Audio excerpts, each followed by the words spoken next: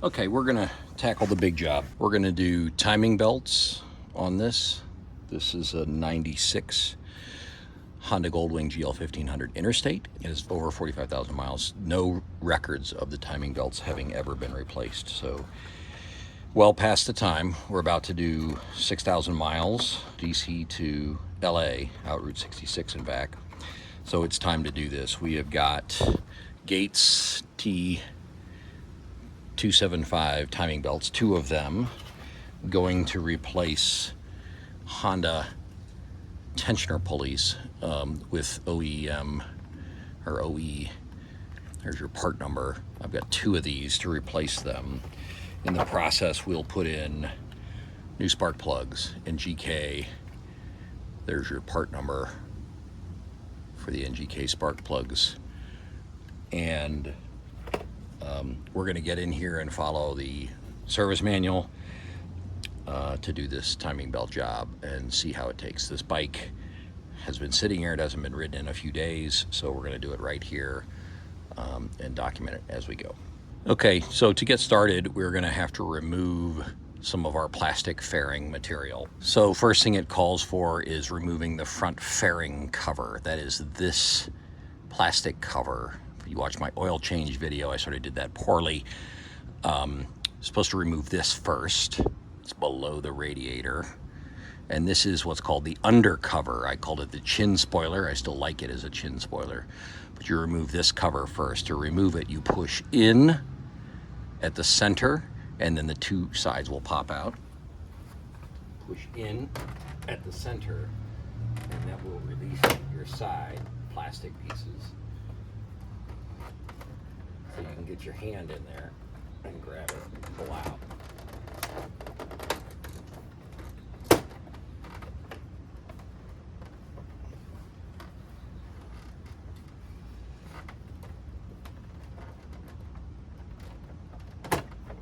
And then carefully wiggle and take your clips out. Little plastic tabs on the bottom, 3 of them.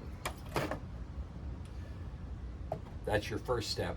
Now this lower cover, undercover, or chin spoiler, which is 3 screws. First screw is down here. Second screw is right in the middle. You'll have to turn your wheel so that you can get the screwdriver in there. Or you can use a stubby screwdriver, up to you.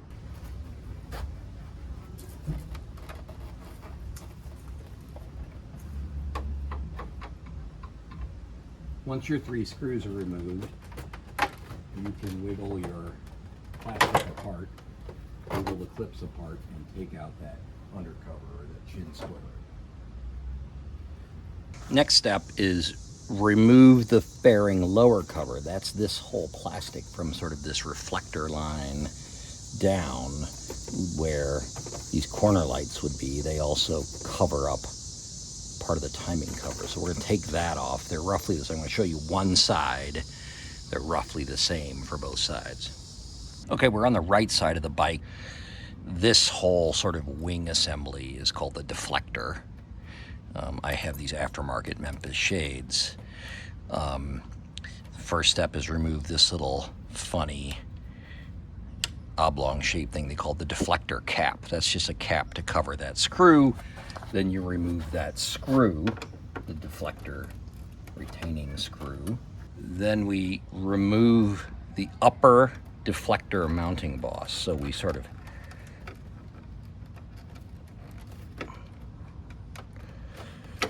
and the lower deflector mounting boss up in front above the highway peg to take this plastic deflector off. All right, so our next step is to remove this side cover so that we can get to some screws. So we push in here at the front, pry under there to expose the screws. We'll come back here to the back with a little screwdriver or a pick.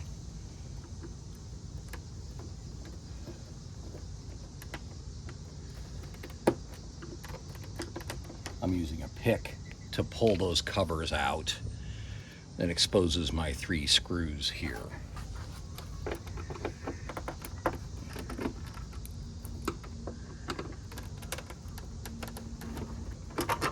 If you have these Memphis shades, there might be a little bit of trouble with access.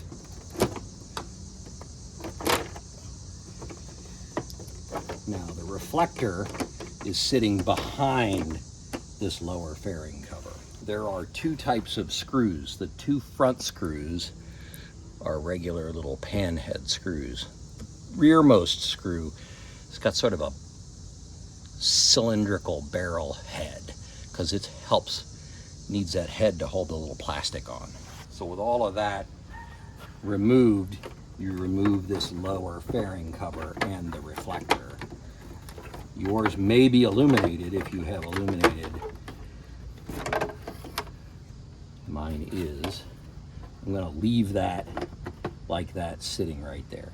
So now I've exposed the whole side and exposed the timing cover.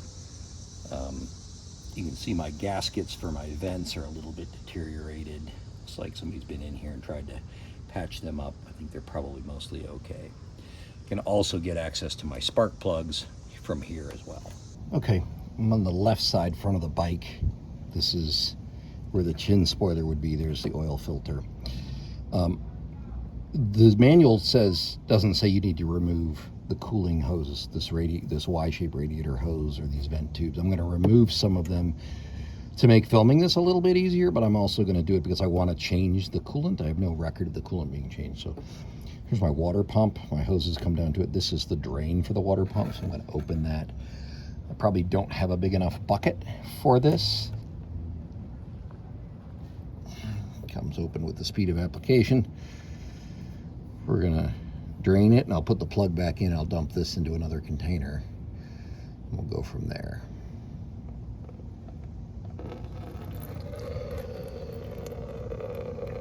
It should glug because I didn't open the cap on top. So I'm probably going to I'll go up there and do that while this is draining. It's going to take a minute. Okay, cap's open now on the top. Drains much faster. You can see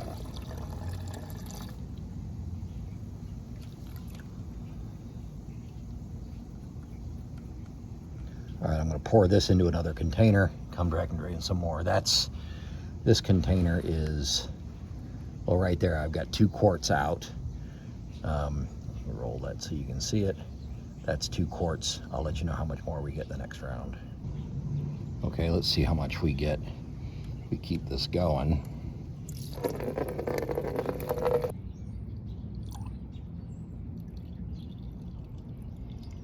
So that's slowing down just to a trickle. Now it's a drip, and we are again right at 2 quarts. So that's about a gallon that came out of there.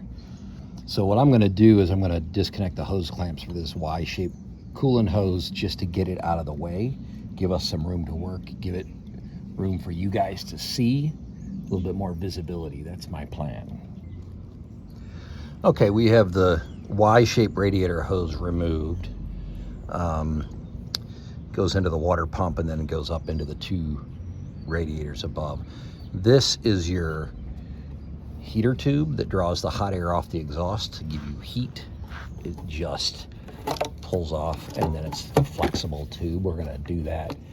Okay, so now we've got that air duct out of the way. I just tucked it up here and tucked it up into the front wheel. This is where one of the radiator hose connects. The other radiator hose connects over here.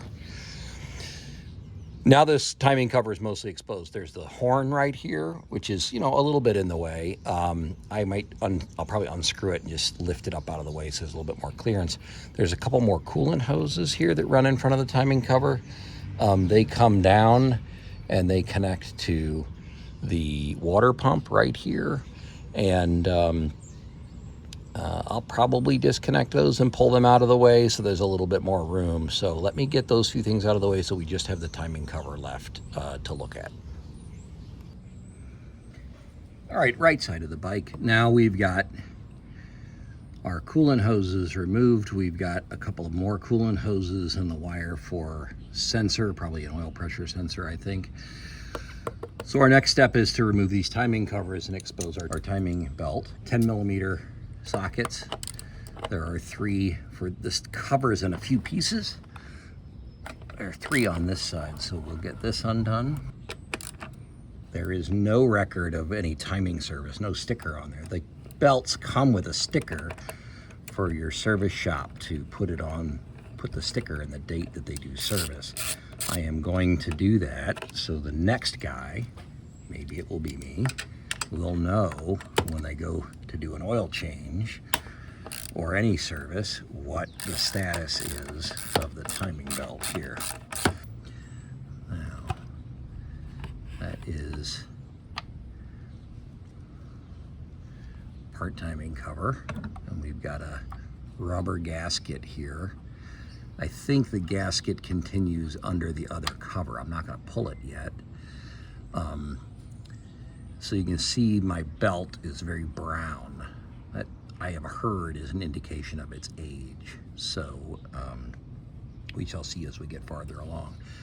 Let's start taking some more bolts out. There's going to be 2 bolts right here. I'll move you over. 1 bolt there, 1 bolt there. There's an inspection cover in the middle. Just for interest, I'll go ahead and open it and so you can see what is in there. There's the inspection cover off. You can see the main gear, the main belt drive, and the timing marks, but there's not much to see. I guess you could crank the engine and make sure it's in time if you open up the other side cover. I don't know if the other side cover does open. We'll see that in a minute, but let's proceed and take the rest of these bolts out. Okay, left side of the bike cover. This is one continuous cover from this side all the way across to where that partial was. So you wouldn't be able to use this inspection cover to do any timing because you wouldn't be able to see this side, this cam gear, without taking the whole cover off. So that's where we're heading. We need them off anyway to do the timing belts. So they're coming off, and I'll come back when we've got it done. All right, I think I've got all the bolts out. 1, 2, 1, 2. There's 1 behind right here. You can't see 3. There's 1 up here besides the 1 on the other side. So I'm lifting it. Comes off easily. That's it. Again, that rubber gasket. It's going to be a little sticky. Cover slides out from under the frame. That's my cover. Here's my rubber gasket. Remember, I suspected that it went all the way across. I don't want to pull on it. I'm going to go on the other side and get it loose. But here's the business. We've got the cam wheels. We've got the tensioners. We've got the center crank wheel. So again, really brown edges. I've heard that is an indication of an old belt. Now I've got brand new tensioners, so we're going to get in here. First thing to do is to take all 6 spark plugs out so that we can turn this easily. This engine rotates counterclockwise. There's an arrow on the wheel that shows you the way it rotates. I'm going to rotate it a couple full revolutions and get all my timing marks in the right place. But first, spark plugs out. That's next. All right, here's spark plugs. This is the left side of the engine, front to rear. Right side of the engine, front to rear, like you're sitting in the rider's seat. They all have sort of gray chalk on the back strap, but they're all very clean. There's no fouling, no excessive. In fact, if anything, it's a little lean, maybe, with that sort of gray charcoal. They look pretty good, but I'm going to put new ones in. These are out so we can crank the engine over. Right side of engine, you're supposed to have a deflection of about 5 to 7 millimeters with 4 pounds of force. So that's not a lot of deflection. And if I put my measure on this there at I'm moving down with just my finger pressure. That's 8 or 9 millimeters with almost no force. So that's really loose. But let's take a look at the other side and see what that one is. So this is the left side cam center. This is my wheel here. And again, I haven't loosened any of the bolts, any of the tensioners.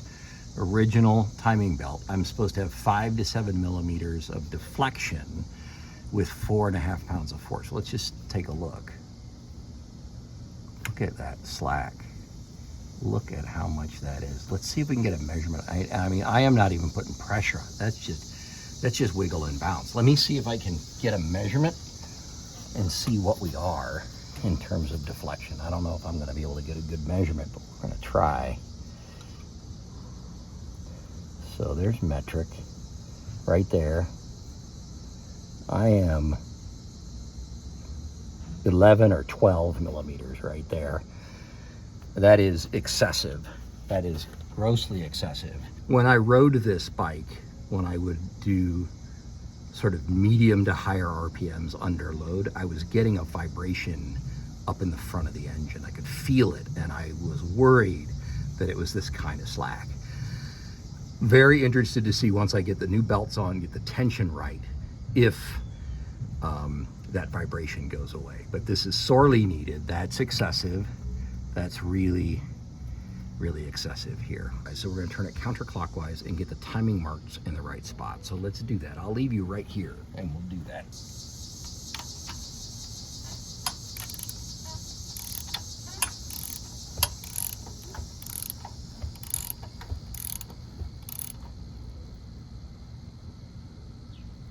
I don't have you perfectly square, but I've got the up lines on my cam belts, and there's a notch in the cover on the far right. And then there's the 1.2 timing mark, and it lines up with a timing mark on the case right here. So I am currently in time. So my next step is to loosen the tensioners so that I can start taking the belts out. I'm gonna do the belt that's on top, which is the right-hand side, that belt there first. All right, so my tensioner has one fixed bolt and one bolt that goes into a slot, so the tensioner moves up and down. So we're gonna loosen that.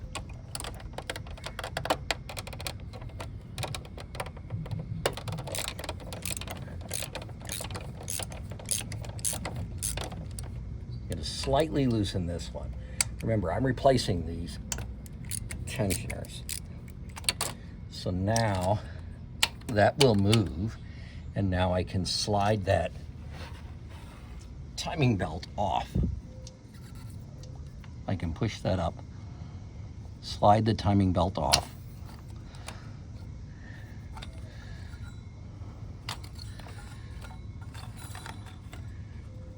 And it's out. I do not see a date code. I'll show you all the markings on it. So, starts Honda brand name. There's the old part number. Do not crimp. There's some sort of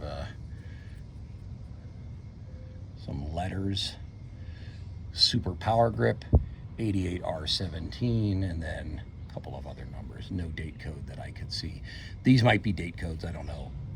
Somebody in the comments want to comment about it. That's fine. Our next step is we have to unbolt these pulse generators because they are blocking removal of the other timing belt. Before I do that, I'm going to go ahead and I'm going to take this tensioner completely off.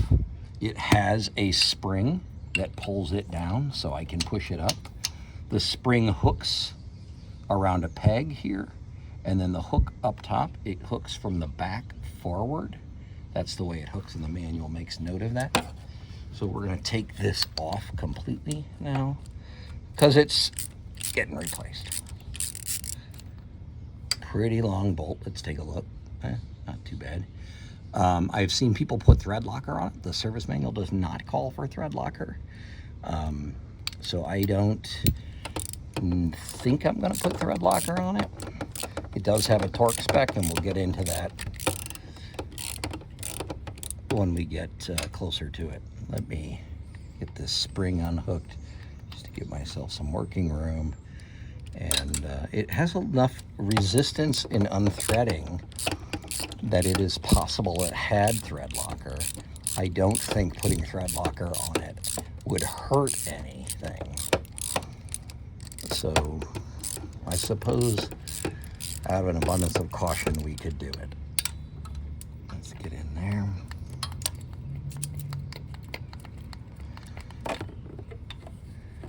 My hose is falling on me. All right, so let's take a look. That looks a lot like thread locker, so I'm gonna say, yeah, it did have some thread locker, so we'll probably put some on there. Now, let's look at that's the way the spring goes. It hooks from the back, the engine facing forward, so that's the way we're gonna put it back. It has its own dedicated hole, that's important. And then just what's the condition of these? This is quiet and smooth. In normal cases, would probably say this would be fine to reuse, but I have them. They are not cheap. They're, I don't know, $100. I can't exactly remember. But for me, if I'm in here and I'm doing this, this is cheap insurance to do this. Now I need to undo these pulse generators and let them sort of lay off to the side. They are 10mm bolts. So we are gonna loosen them up now and I'll get them out of the way. I'll come back after I've got that done. Okay, I have the 2 pulse generators unbolted and I just am gonna lay them out of the way. Because we're gonna do the other side first. We're gonna take that belt off, put that belt back on, and then we can put these pulse generators on. So that's our next course of action. Okay, left side of the bike, I've loosened my tensioners. So now that moves down. This already had so much slack. And I just slide the belt over the tensioner. Then I can take it off the pulley and I can take it off the crank pulley. And that's the belt off. That's all it took. This one also, same Honda markings. So I'm gonna finish unbolting this tensioner, take it off. Again, the same arrangement with the spring. This one just pulls up. My old tensioner, it feels fine. There's no noise, no rattle, no friction. Again, I could probably continue to run these, but I am going to replace them. I have new ones. I have an OE tensioner, an OE pulley, exactly the same. This clearly is doesn't spin as it's got more grease in it. So it goes right here. It has the spring. Now the bolts are different in one respect on both sides. I've got 2 bolts. One has a big washer and one does not. The big washer goes on the slot. Seems fairly straightforward, but the big washer goes on the slot for the adjuster, and the other bolt goes on the other one. So I'm going to use red thread locker. That's what I took off. That's what was clearly here when I took it off, and that's what I'm going to put back on. All right, I can move that as much as I want. So now I have not rotated the engine. I have not rotated the cams. I should still be in time. So I'm going to feed the belt on here over the top. I'm going to pull the belt tight across the top to get the teeth engaged here. All my slack should be on the bottom. Then I need to lift it over this tensioner. So let's get the belt. Again, we have a Gates, they make Honda's belts, T275.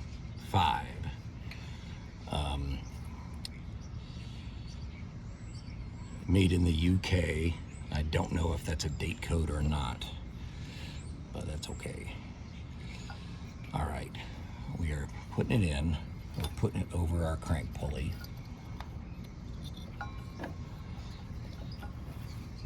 All right, there we are over our crank pulley. Now, I need to pull the top as tight as I can so that there's no meaningful gap. Then I loop it on here and it should just engage in the teeth all the way around. Now, as I have the bulk of my slack at the bottom and I bring that up to this pulley, Now I deflect the pulley downward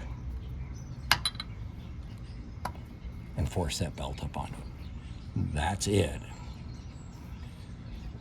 That is where it's going to be. Now, the tensioner is only held in tension by this little spring. That's not much. We're going to adjust our tension, but it should stay in time. So what I want to do now is I want to get this same setup over on the other side. And my next step is put the pulse generators back in place because I don't need that slack anymore. This belt is here. Get the one on the other side. We're over on the right side of the bike. Again, we have a new tensioner. Tensioner goes here.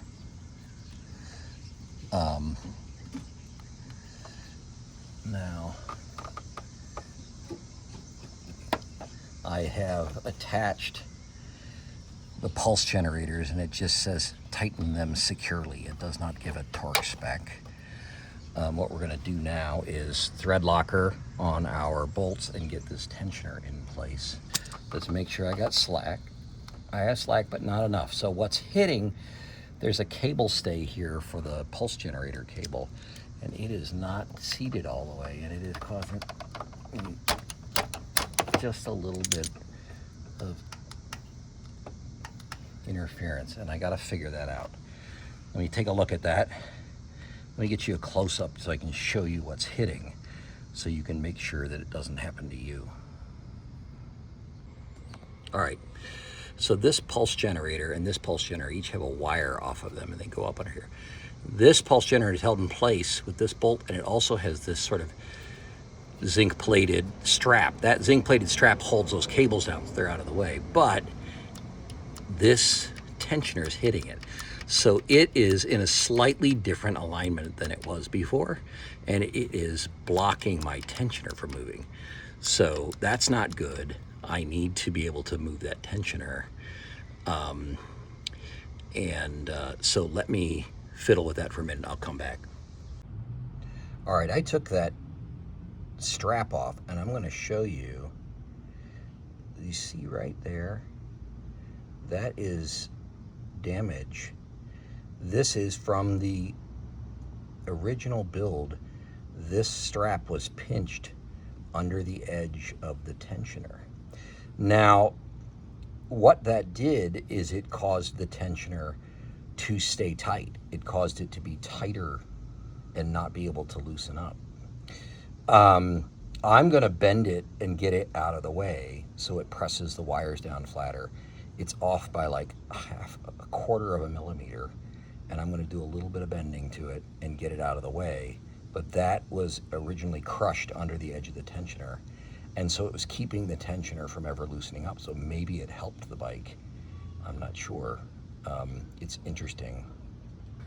I took that strap and I sort of flattened out this bend and flattened out that bend so it's laying flatter, and now I have no interference with my tensioner. Before it was pinched, it was hitting that strap.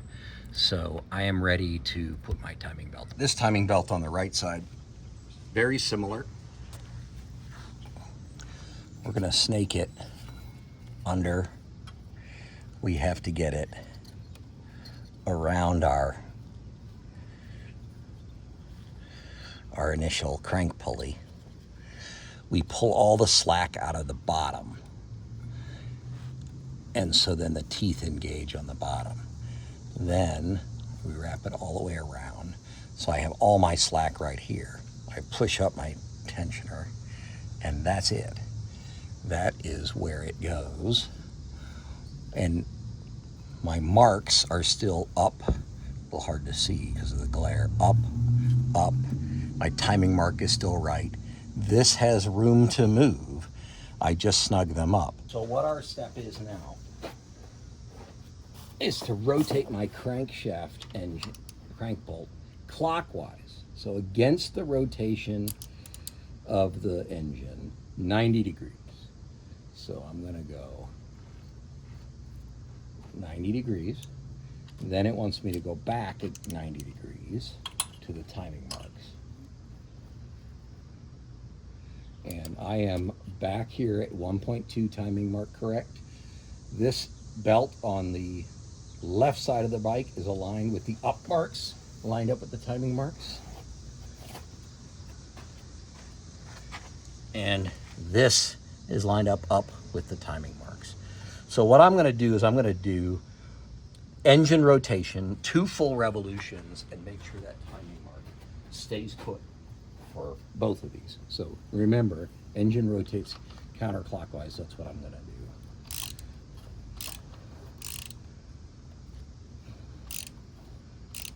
So that's 1 revolution.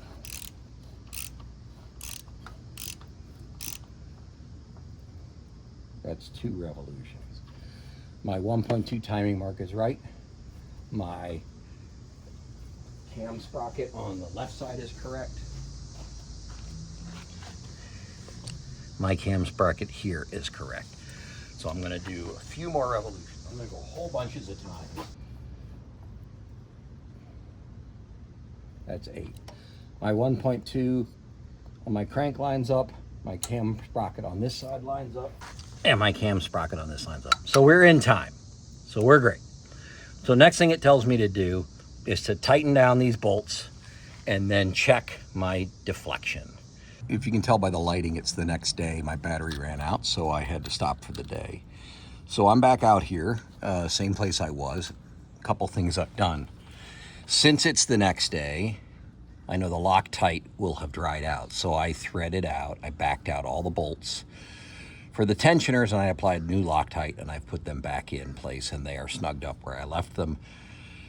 Actually, they're torqued down to the torque spec. So the next step, since the timing is right, is to check the deflection of the timing belt in the middle of the straight span. And you do that by deflecting it with 4.4 pounds of force, and you measure the deflection. Now, this is not easy to do in any way, shape, or form. What I have done is taken a coat hanger and bent it up like this so that I can hook it on the timing belt, roughly in the middle of the belt, between the 2 pulleys. Then I have a digital luggage scale that I can hang on here and zero out. Now you can't see it, but it's zeroed out. Now the next thing is I have a millimeter scale that I can put on here, and it's very hard to see, but if I rest it against the frame and I can measure what I have, which is essentially 40, it's reading at 45 millimeters. And if I pull down with 4.4 pounds of force, I get to 40 millimeters. So I'm deflecting exactly 5 millimeters, and the spec is 5 to 7. So this one is good, and I've already torqued it down. I'm gonna try it, torquing it again, just to make sure, and then I'll move over to the other side and check the deflection on the other side.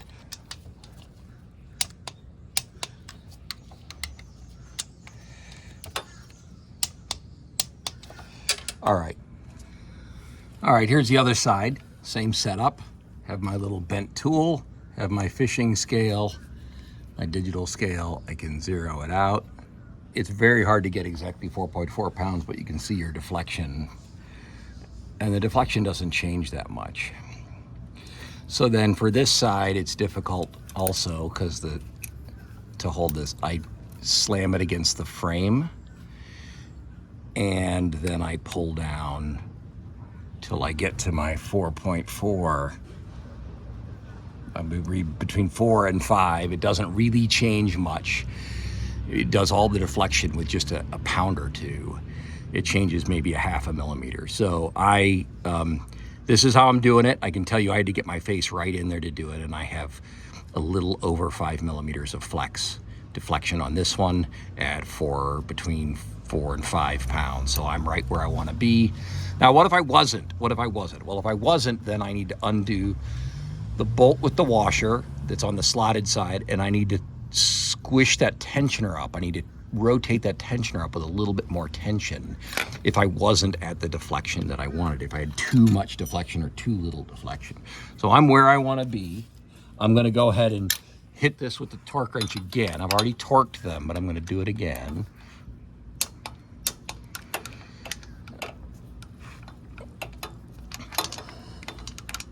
And again, I put fresh Loctite on these this morning now. All right, so now what I want to do, this is all done. The timing belts are on, they're tensioned, they're in time, but I want to check it again. So I'm going to put my socket on here, and I'm going to rotate the engine a couple times and make sure it stays in time. I have the 1.2 timing mark lined up with the timing mark here. On my cam sprocket over here, the up marks line up, and over there, the up marks line up. The normal rotation engine is counterclockwise, so that's the rotation I'm going to do. And I'm going to go ahead and rotate through. That's one crank rotation. That's two crank rotations. So that's one cycle of the engine. My up marks over here are right, my timing mark there is right, and my up marks there are correct. I'll do it a couple more times. Coming around. Okay, my cam sprocket over here is good. My timing mark there is on my timing mark, and my cam sprocket there is lined up with the timing marks on the side of the case. So that's it. It's all done. It's time to button this up and put the covers on. Our next step is timing cover. It has the gasket, which fits in a groove. Let me see if I pull it out a little. You can see it fits in a groove. So you pre-install it. It's pretty straightforward all the way around. It's really just keeping out dust and grime, a little bit of road splash. That's about it. Feed it through from this side. Interestingly, this inspection cover, if it's on, it won't fit, at least on my bike. So I had to take it off. I already had it off. It has an O-ring here to keep dust and things out. So you're gonna put it sort of in place. I have to get it under the frame rail on the other side. They have to be under both frame rails at once. So that's part of my problem. I had it under only one. I didn't have it under this frame rail on this end. So they have to be under both for this to work. Now, I'm much closer to where I want to be. I'm trying to feel my gasket. Make sure it's all still in place.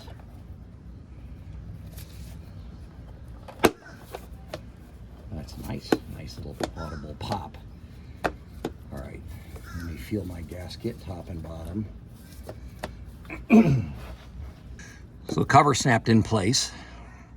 Two lengths of bolts. There's a short bolt and a long bolt. There's only 3 long bolts. Most of them are short. This is a short bolt here. Short bolt right here that you can't see.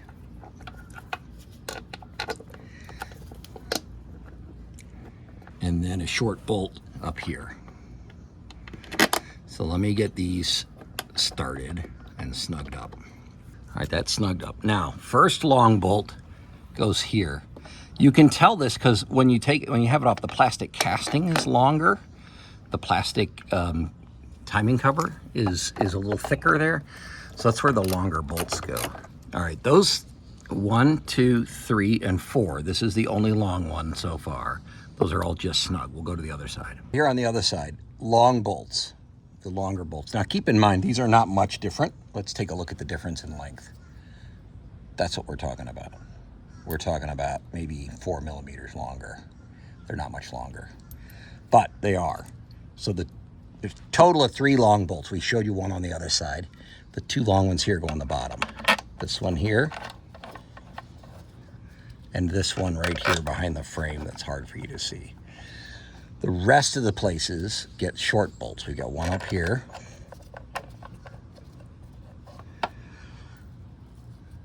And one right here behind the frame. While I'm right here and you got a view of this, I'm gonna do this center cover. It's a O-ring, reusing the old one. And then the cover, it has an up mark on it. It says up, if you can see that. And it has very short bolts. These are obvious because they only go one way. So you want to make sure that O-ring stays put. Mine did. Set this in place. Probably blocking some of your view.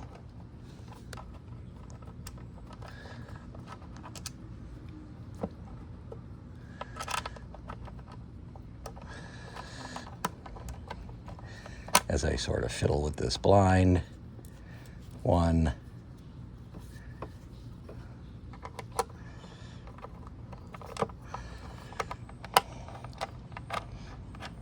2,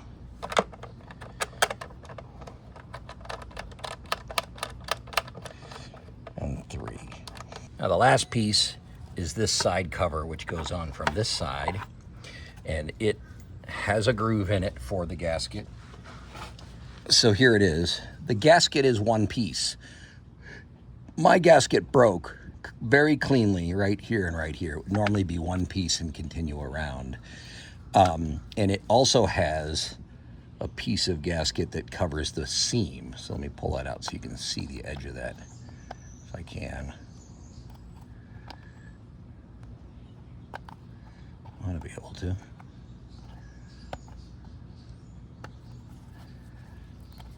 Here we go. So it goes where the two timing covers meet as a seam gasket. Again, really dirt, dust, and debris, road splash, that's about it. So this comes in from the side like that. This gets 3 small bolts, 3 of the small bolts.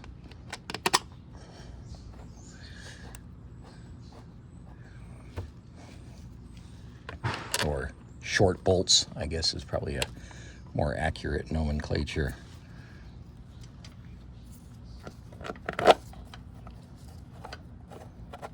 So let's snug all these up. So we are closed up and ready for us to connect everything back up again. Okay, the manual says torque these to the specification in the torque table. There is nothing in the torque table, but they have, and remember, these are plastic, so we got to be really careful. It does give you a torque spec for the cylinder head cover, which is 12 Newton meters. That's about right. I'm going to go with 12 Newton meters here. And I got a couple more on the other side I'll get. So now I have to put back the things I had to take apart to do this. One is an electrical sensor here. I think it's an oil pressure sensor that goes down here.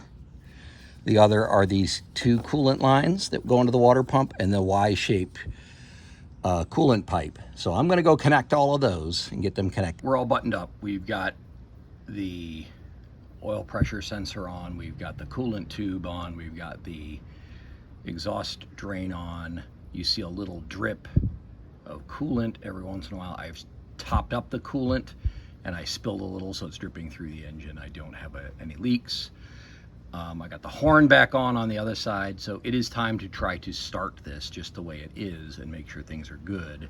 So that is what we are going to do. I should add spark plugs are in, new spark plugs. I checked the gap, got new spark plugs, so let's go key. I have the radiator cap open because I will top it up as it bleeds out air. I have it on run. I have it on run. I'm going to put choke on, and we are going to see.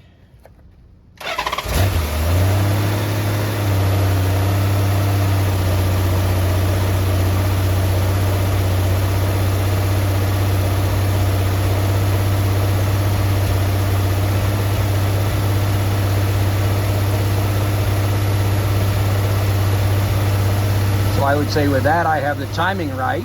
Now, hopefully as it warms up, nothing catastrophic happens. So I'll come back after it's been running for 20 minutes.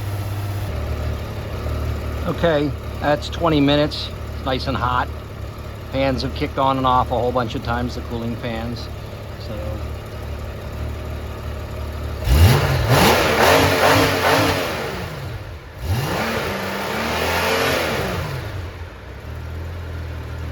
I'm going to turn it off and let it cool. Now let's put this side fairing back on. So what you have is 2 different fan ductworks that sort of go inside here, and you need to make sure that you are clear that the reflector goes in first. Then you can look through the vent and you can see all that ductwork, and you can see all those where they're going to press against. basically the duct openings and the fan shrouds and things inside, they're going to press against your plastic for your fairing. So you want to see and make sure that all sits right. You don't pinch a wire, catch a cable, any of that kind of stuff. It goes over your highway bars. It's all plastic, so take your time. If it don't force it, even if it's frustrating, and it's going to be. And it should sit nicely where you want it. And then remember that this front part is all going to be captured by the front shroud. So you just need to worry about this right now. And this is held in with those 3 screws on the top. 2 regular Phillips and that 1 barrel head right there. So that's what we're going to put on. This is a regular Phillips with a washer. They're like gold zinc. Zinc plated if you, well, hang on.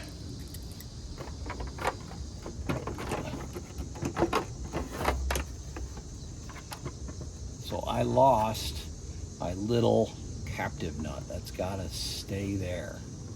All right, so I gotta be careful because that's what it's gonna thread into. Let's get back on it. Make sure it's the way we want. Over my highway peg, slide it back, look at the ductwork.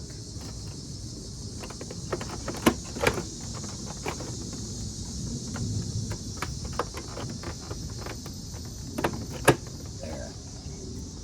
All right, let's get these going. Phillips screw here, I can see that captive nut. Let's just get it caught. Another Phillips screw here. I can see that captive nut.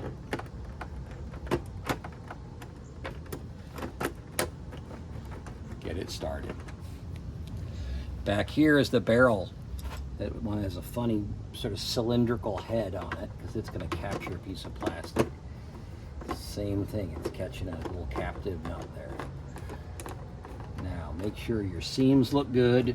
Check, make sure you don't have any wires caught on the inside. Come around here, make sure you don't have anything caught. Everything's the way you want it. And then you like it, and you can snug up all your plastic.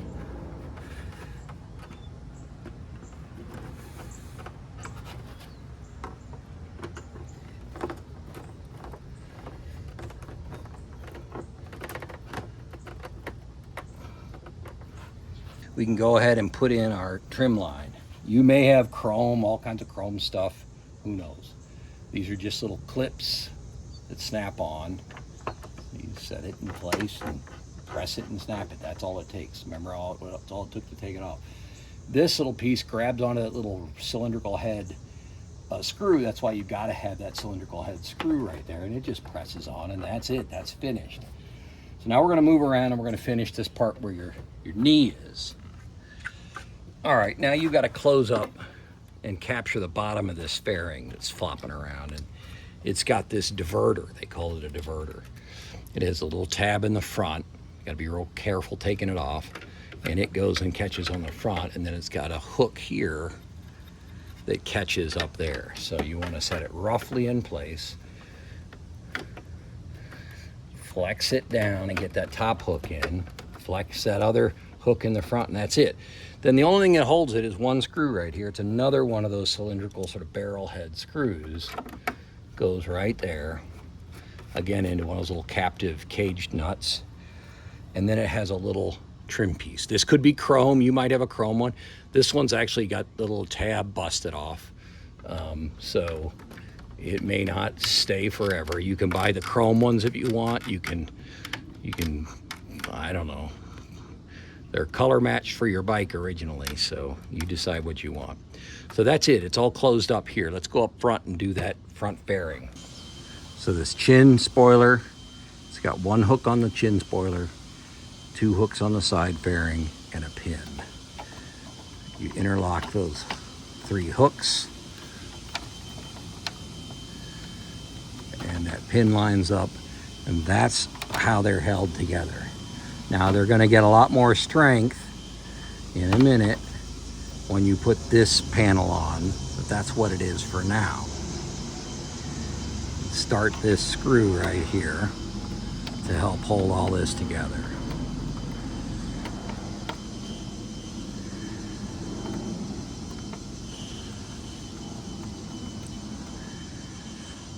I don't need it super tight yet. I just want to hold it all together for now. Now I'm going to go around the other side and hook that on the other side. Now you remember the middle screw, you got to turn the wheel, get that middle screw in place.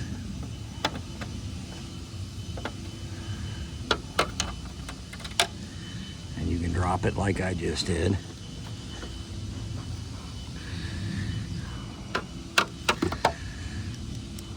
But if you turn that wheel, you can use a regular screwdriver and get that lined up. There we go.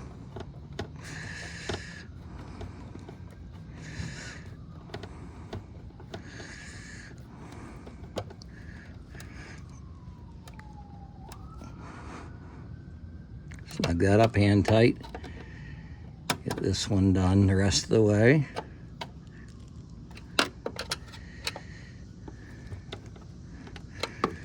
All right, now that chin spoiler and that firmed everything else up. So our last step is this center. And it snaps in from the top. And it's got 3 tabs, 1 in the middle and 2 on each side, that line up.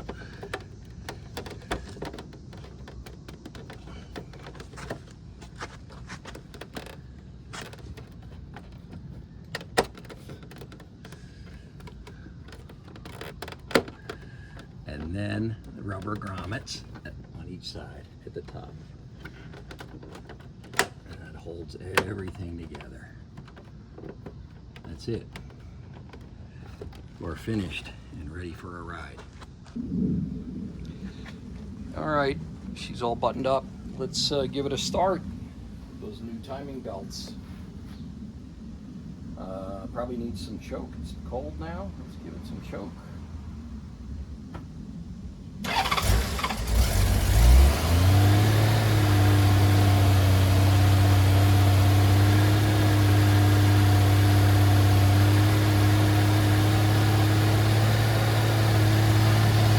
Temperature says cold, so we'll let it warm up a second before we take it off choke.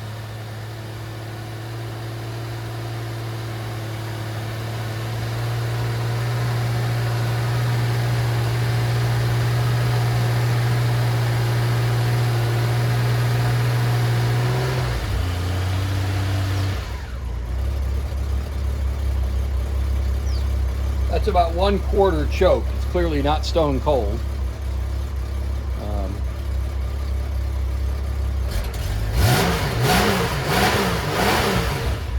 Hesitation because it's not warm. I'm not registering any temperature on the temperature gauge. But that's it. You can do the timing belts too. It's not that bad. Didn't take too many tools. Just took a few hours.